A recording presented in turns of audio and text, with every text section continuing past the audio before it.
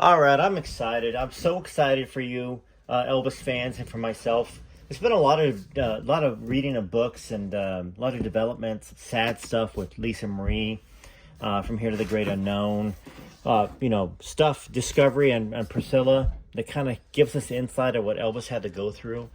Elvis and Kathy, it's a very beautiful book that has a lot of wonderful things about Elvis in it, and of course some very human things of Elvis. Are You Lonesome Tonight? The story that he possibly had another daughter that he really didn't know about.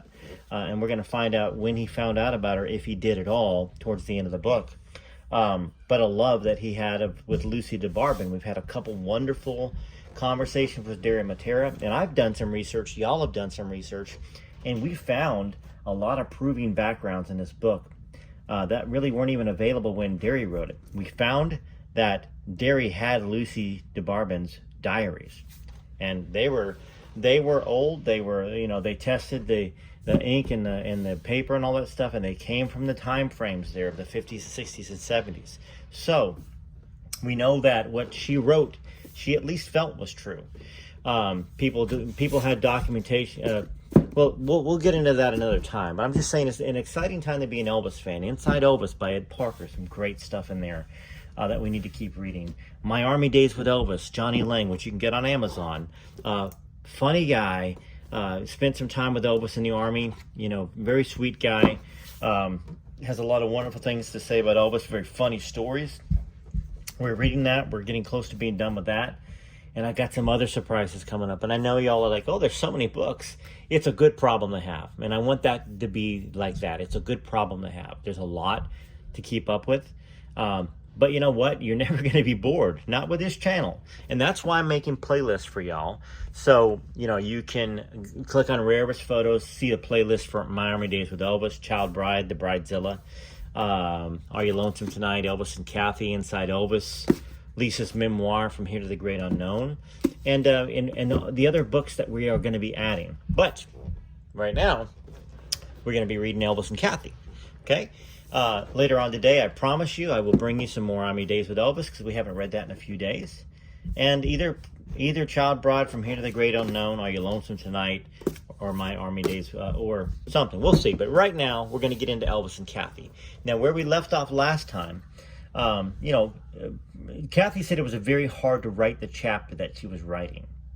It had something to do with Elvis's jealousies. It also had something to do with the fact that she said that she was owned by Elvis, and Elvis was owned by her, that they both had a connection that they both knew about. And that's where some of the jealousies came from, with Lee Majors and some of the things that he said, which, everybody's capable of saying rude, mean things, crude things, everybody. And Elvis is no exception. He was a man, she was a woman. We all have, as long as that's not who we are 100% of the time, right? And we know Elvis was not that way 100% of the time. But, she ended this chapter saying, we were free, yet bound to one another. For better or worse, just knowing the other was there made us both feel loved and more secure. That's where this chapter ended. And where we're going to begin is right here. It's chapter 8, page 206. All right, so page 206 we are going to get to right here. Sorry, I had to restart the camera. Make sure you watch. So thank you for those folks that have left me super thanks. I see them when they come in, whether they're $1.99 or $4.99 or $14.99 or $19.99. I even got one for $99.99. It helps. You don't have to do it, obviously. For those of you that want to, that are thankful that I'm doing this, I'm grateful. Okay, my family's grateful. So thank you for those folks that are doing that. All the comments you leave are very necessary and welcomed. I love reading your comments. As you know, we do comment reveal videos every day for the most part. I really want your ideas and your thoughts showcased. And I'll even feature your comment when you don't agree with me. It's not like I'm picking comments out. I'm doing your comments, regardless of how they come in. And watch as much as you can. Those of you that watch to the end help break the videos up. You guys help the channel out. YouTube sees that and goes, okay, hey, this is an important channel. These are important fans. And they put it out there for other people that may be beginning Elvis fans or may not be Elvis fans at all, to have a chance to kind of spread the message. All right, so let's get going. Chapter 8.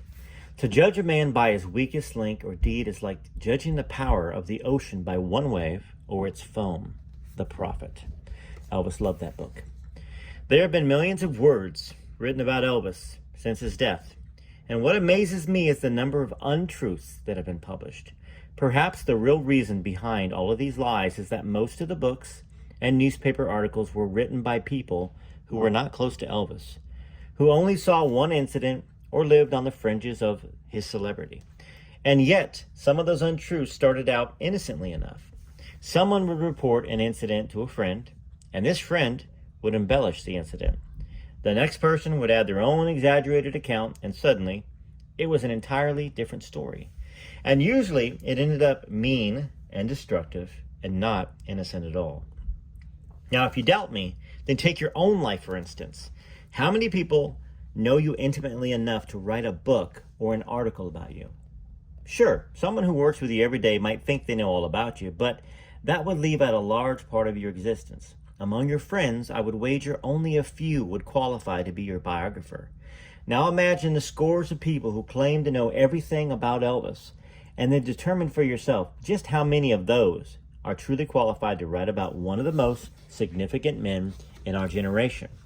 Those of us who were close to Elvis and could shed light on some of the mysteries surrounding him have been the most reluctant to be classified with those who have written lies or misleading facts about him out of greed or envy. Our refusal to do so has been out of loyalty to his memory and talent. But eventually my determination to keep the time I spent with Elvis, an unshared part of my life, has worn thin with impatience.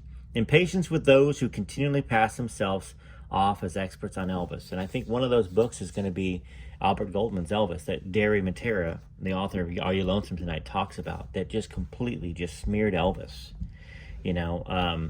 So Kathy, just like Lucy, Derry convinced Lucy to write this book because it needed to be written. Are You Lonesome Tonight needed to be written. So did Elvis and Kathy. Right around the same time, August of '87, both of them. So, although Kathy's, I don't know how long she wrote her book, but this one was about a 4-year book in the making. It wasn't even supposed to be a book, but back to here. So Kathy, thank you. If you're out there listening, thank you for writing this book. So, let's see here where we're at. Before you think I too have succumbed to the greed so evident in others, let me point out that I turned down large sums of money offered me to write that, number one, Elvis is not dead and is living incognito somewhere. Number two, go on the road and sing the songs I sang with Elvis with an Elvis look-alike. These offers sickened me. I was also offered money to write a book, but until now I have refused to do so because of the reasons I cited. I felt that what Elvis and I shared together was between us and nobody else's business. As I am still performing for and visiting with his fans, and hopefully will continue to do so in years to come, I want them to have a better understanding of who I was and am, and most important, what Elvis meant to me. What I'm writing here comes from my heart and my memory as best as I can recall. I write this as someone who worked with Elvis for 7 years, who was his lover, who fought with him and sometimes hated him, who spent days discussing a wide range of topics with him, and most importantly, a person who was his loyal friend, his champion, and someone who loved him very much. The first myth I am determined to destroy is that Elvis was a common drug addict. Nothing could be further from the truth. Elvis never took street drugs. Every drug he took was medicinal, and for good reason. He had a great many physical ailments, and some of these illnesses he had since birth. I'm going to repeat that, okay? Nothing could be further from the truth that Elvis was a common drug addict. Elvis never took street drugs. Every drug he took was medicinal, and for good reason. He had a great many physical ailments, and some of these illnesses he had since birth. Some of these illnesses he had since birth. I would not deny that he was probably addicted to some of these medical drugs, but that was not unusual in the 60s and 70s. During that period, the medical profession as well as the drug companies had a pill for everything. A visit to a family doctor always ended up with a prescription. Difficulty sleeping? Here is a pill. Take it every night before you go to bed. Nervous? Well, let's try this pill for a while. But if that doesn't help, hey, we'll change prescriptions. Depressed? No problem. Here is a pill. An antidepressant and will make you a bit lethargic, but no matter, you won't be depressed. Overweight? Well, here's a pill guaranteed to take your appetite away, or at least control it. Headaches? Try this pill or that pill. One of them is bound to work. That is the truth, and that's still the case today. You got Ozempic, which people are trying to get on, even if they are 5 pounds heavier than they want to be, or 10 pounds. Nobody ever questioned the doctor or the drug companies. Very few asked about side effects because most of us trusted the doctor or the drug company, thinking it in our naive way that they wouldn't give us anything that could be harmful. How wrong we all were. Newspaper and magazine articles began to appear saying that some housewife in Minneapolis or truck driver in Texas was addicted to a prescription drug. Eventually, clinics sprouted up across the country to help those addicts survive without a pill bottle. Former First Lady Betty Ford probably had more to do with making people aware of the dangers of prescription drugs than anyone else alive. The Betty Ford Clinic in Palm Springs is now world famous, and there have been scores of clinics built over the country modeled after the Betty Ford program. But unfortunately, Elvis didn't live to see this happen, nor was he aware at the time that some of the prescription drugs relieve a symptom while they are killing you. However, and this is important, I do not believe that prescription drugs killed Elvis. I've always maintained that he would have died much earlier without them. Of course, some of these medical drug addicts mixed their cures with alcohol, which Elvis never did, because Elvis did not drink. He served it in his suite, and he didn't object to people drinking, but he never drank, and he really hated to see anyone drunk. Elvis, though, had boundless energy. He was born with many handicaps. He had an enlarged heart, and both his mother and father had weak hearts, which they had to learn to cope with too. Elvis was diabetic, and he had hypertension, a life-threatening condition, which is high blood pressure. I don't think any of his family enjoyed perfect health, and probably it was because they all suffered from a lack of money, ate an unbalanced diet, or whatever food was affordable, which wasn't much. In his family's poverty-stricken background, I'm sure that they were never informed about proper nutrition, but even if they had been nutrition experts, it wouldn't have done much good because they had to subsist on whatever they could raise or afford to buy. So Elvis's problems began at birth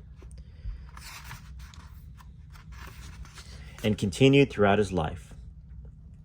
He firmly believed that his twin brother, Jesse Guerin, would not have died at birth if his mother had proper medical care when he and his brother were born. He vowed as a child that he was going to make enough money someday so he could afford a doctor to take care of his family and the people he loved. And, you know, there was a section, I'm going to pause there. I don't remember what book it was in. Oh, I think it was in From Here to the Great Unknown. Lisa's memoir about how Elvis couldn't stand to see Lisa sick or screaming because of ear pain, and how he had to walk out in the hallway. That's PTSD. He couldn't handle it as a parent. And I know this very well myself. It's been very difficult after my son died, at 44 days old. And then we had to go back in the hospital 2 days after the funeral with our next youngest child, who was 4 at the time, 2 at the time. He was 2 at the time, and it was both my wife and I were PTSD stricken with it. And then in doctor's appointments, follow-ups for the next 4 or 5 years with all of our children, very PTSD oriented. So I get it. And he wanted to have medical care. And my mom died because of medical malpractice when I was 6. So I get it. And maybe that's part of why I related to Elvis. I mean, I was already an Elvis fan before when I was 2. Because my mom loved Elvis. And my aunts loved Elvis. My Aunt Renee was crazy about him. So right here is a good time to discredit another long-standing story that has been included in books and films about Elvis. They maintain that Elvis talked to his twin Jesse frequently. Films have shown Elvis talking to Jesse in the deep shadows or talking to his reflection in the pond. While this makes for motion picture romanticism, it is purely the figment of the writer's creative imagination. I concede that studies on twins where one has died at birth often leaves the surviving twin feeling guilty or empty, as if all of their life they're missing an indefinable something. And perhaps Elvis did have this deep area that remained unfulfilled all of his life. That is possible, but Elvis never carried on conversations with his dead brother, and seldom, if ever, discussed him with anyone. Now, this is, of course, is her experience from 1970 to 77. Elvis very well could have. You know, how many times have you talked to a loved one? Usually a parent that passed away. You just say something like, "I'm sorry, Dad. I'm sorry I shouldn't have been that way to you." Or, "I'm sorry, Mom. I'm sorry I didn't tell you I loved you more." Or, you know, a sibling or something like that. So I think he could have. But from her experience, she never saw it. However, he was very aware that the lack of proper medical attention might have been the reason for Jesse's death. And I heard him say more than once, "My brother would be alive today if Daddy could have only afforded to take Mama to the hospital. I vowed when I grow up, I'd make sure everybody I love would have good medical care. Now I've got my own private doctor."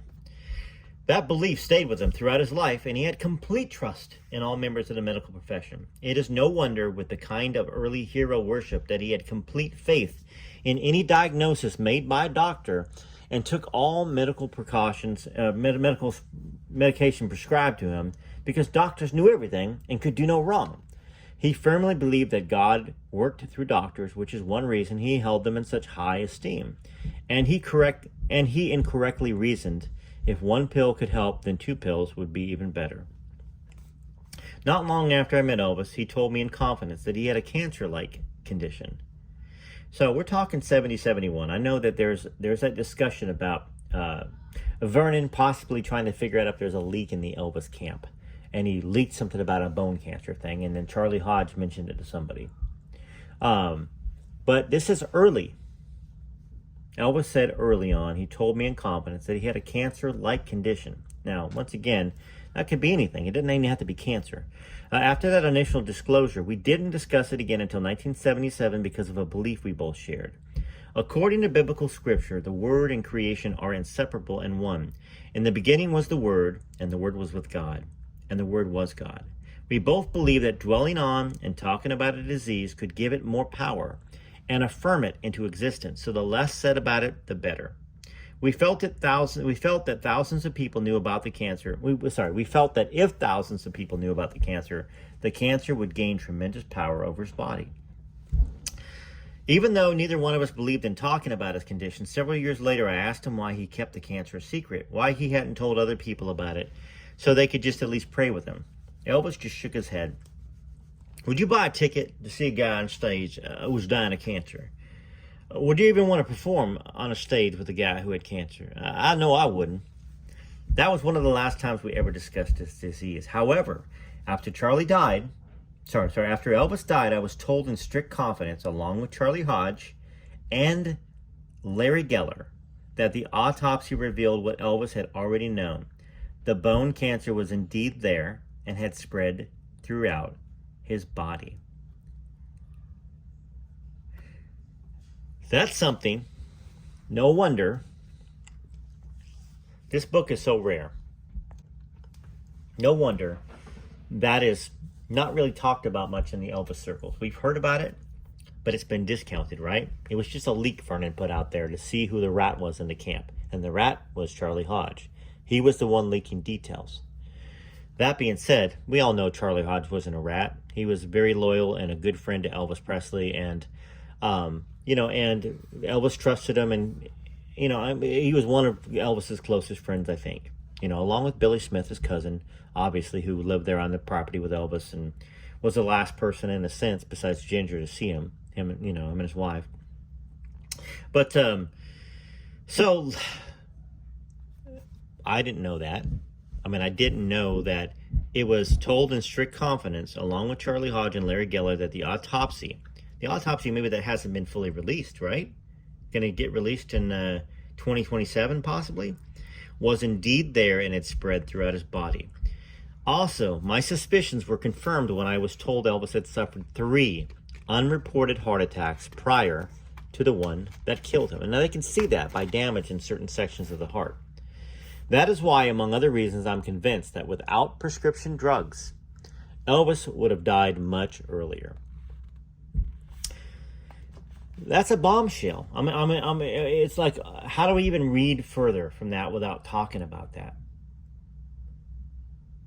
I don't know if we can. I mean, I want to read more of this book.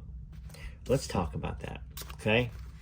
So, if Elvis knew he had cancer, let's just say that we're going to go down the rabbit hole and say this is true, that it was shared in confidence with Kathy, Charlie Hodge, and Larry Geller. It was shared by somebody. Was it shared by Vernon? She doesn't say who shared it. Was it shared by the doctor, Dr. Nick? That the autopsy showed that he had bone cancer. No wonder he was taking not 1 pill, 2 pills, 3 pills, 5 pills, 10 pills. Do y'all even do y'all even know how painful bone cancer would be? Let's just say it started in 1971, 72, 73. I mean, I think there's probably a reason that the autopsy is sealed, right? Like the real full one.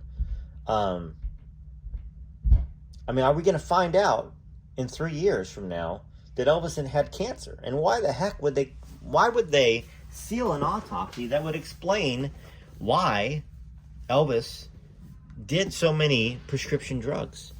You know, he trusted doctors. He had issues. He had an enlarged heart. He had all the issues with his colon. We all know all that stuff. 3 heart attacks. Now, some of those heart attacks could have been brought on by too many prescription medications. You know, I mean, we can't excuse away, things that could have caused it. You know, the heart attacks.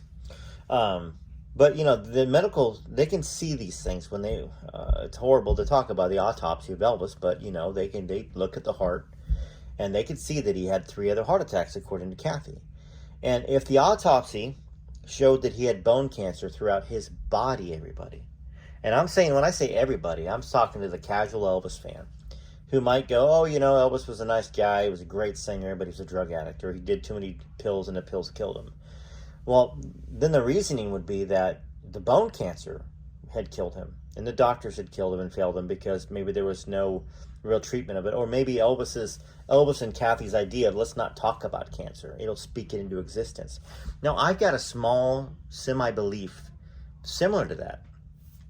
Stress kills you, right? Stress is the number 1 killer, okay? And I think if you worry about having heart issues, you worry about if I'm going to get cancer, I truly believe that your brain is the number 1 most powerful thing in your body. It controls everything. It controls your immune system. It controls your nervous system, all of that stuff. And if you tell your brain all the time that you're sick or you're going to be sick, guess what's probably going to happen? Now, is there scientific evidence of that? Have they followed somebody around that told himself or herself, I'm going to have a heart attack, I'm going to have a heart attack, and did it for their lifetime until they had one? I would think that would cause you a lot of stress and high blood pressure if you did. So I'm not saying that Elvis and Kathy were wrong to not talk about it, if this is indeed really a thing. But not treating something, and how do you treat bone cancer? I don't know. I mean, I know a lot about the medical fields, mainly because of, my mom dying at 6 and, my son passing away, and my wife almost being killed by the hospital twice, malpractice, and PTSD, medical PTSD she experienced, and we experienced, and I experienced. So, it made me look into a lot of stuff, and I've always found it interesting. But how do you treat bone cancer? I think it's probably, bone marrow transplants, stuff like that, I'm sure. But anyhow, I just think it's very, very, I'm sorry about that stomping upstairs. It's my 9-year-old jumping up and down playing video games with his friends. But let's talk about that. Besides this book, and maybe in casual passing about the Charlie Hodge incident, and Vernon, have you heard about that? Have you heard about bone cancer? Kathy is convinced that somebody in the know said the autopsy showed bone cancer throughout his body. We won't know for another 3 years if that full autopsy gets opened up. But why the heck somebody wouldn't have looked at it and brought it out? Because that would clear up Elvis's legacy even more. Think about it. If he was in pain from bone cancer all the time, plus all his other issues, glaucoma, the heart stuff, the colon, Some of the other stuff that he might have had that were, it's not lupus, but immune system disorders because of him hitting his head and maybe having TBI, and how that brain leakage goes in your blood, and causes some of the health issues he had, and the swelling of the face, all that stuff that we've kind of heard in passing in all the different books. And maybe you haven't. Maybe I'm bringing it to you for the first time. But wouldn't Elvis having bone cancer clear up his need to take so many prescription drugs, and how he was a victim of his own circumstance in a way? Had to keep going. His idea that who would go see somebody with bone cancer or sick. He kept doing his shows to keep his family fed, his friends fed, the bills paid, Priscilla, the wolf at the door, calling constantly. Well, let me know what you think about it. TCB, TLC. Hope you're having a wonderful day. Stay tuned. We're going to have more books later on, but this is a bombshell. This is one of the many bombshells we've kind of had in the last couple of weeks, and this is one of the bigger ones, and I think that y'all are going to have a lot to say about this. All right, here's some music while you leave some comments. Enjoy it. We love Elvis. I love you guys. We're all one big family here. TCB, TLC. This is Rare Elvis Photos.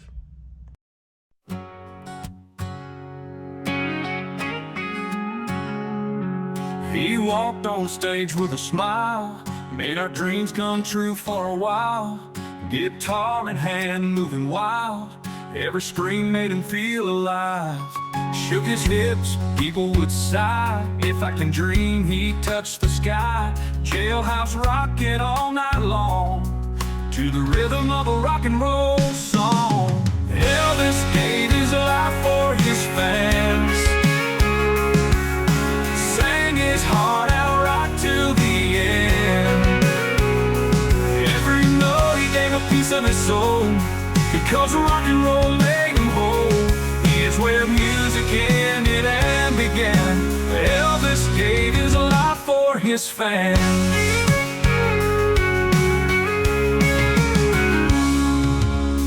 Long nights on the road, legends told, stories unfold. From Graceland to the crowd, he played every song loud and proud. Elvis gave his life for his fans, sang his heart out right till the end. Every note he gave a piece of his soul, because rock and roll made him whole. Here's where music ended and began. Elvis gave his life for his fans.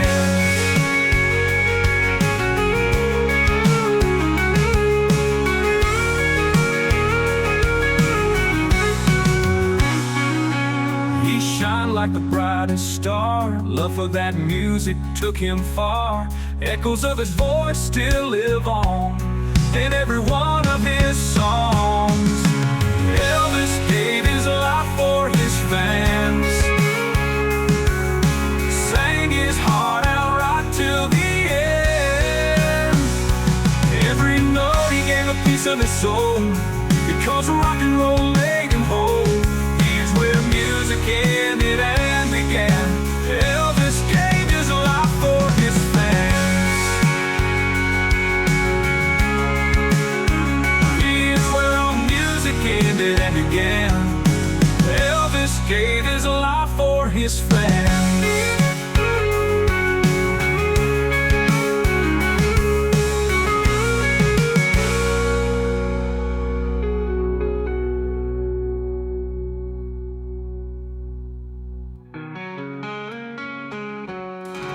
And now here comes There's Only One King, that's Jesus, said Elvis up on stage.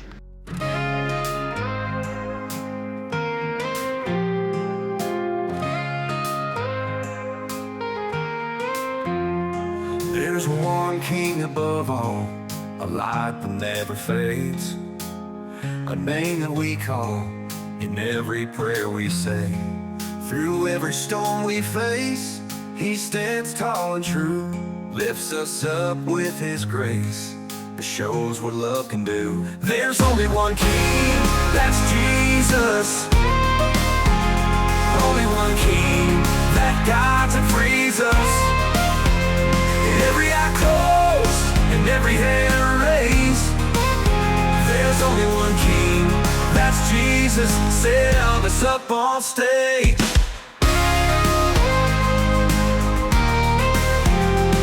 In the darkest of the nights, when hope seems all but lost, His light it shines so bright because He took up the cross. There's only one King, that's Jesus. Only one King that guides and frees us. Every head bowed and every hand raised. There's only one King, that's Jesus, said Elvis up on stage.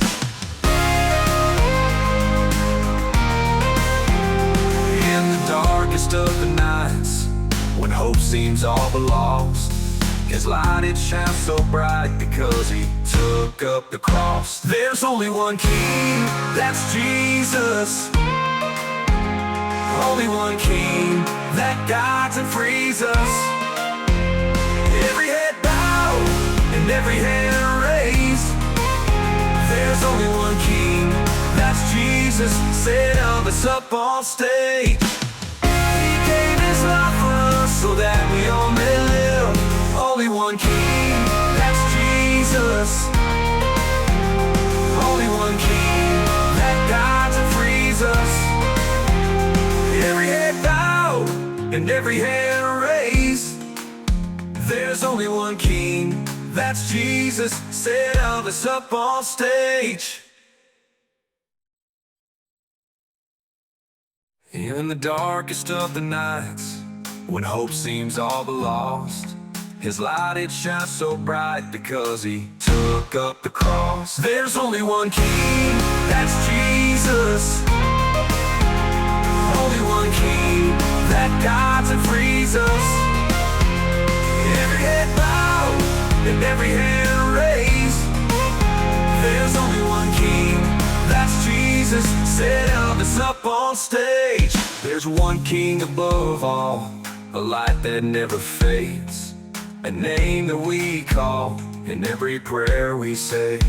Through every storm we face, He stands tall and true, lifts us up with His grace that shows what love can do. There's only one King, that's Jesus. Only one King that guides and frees us.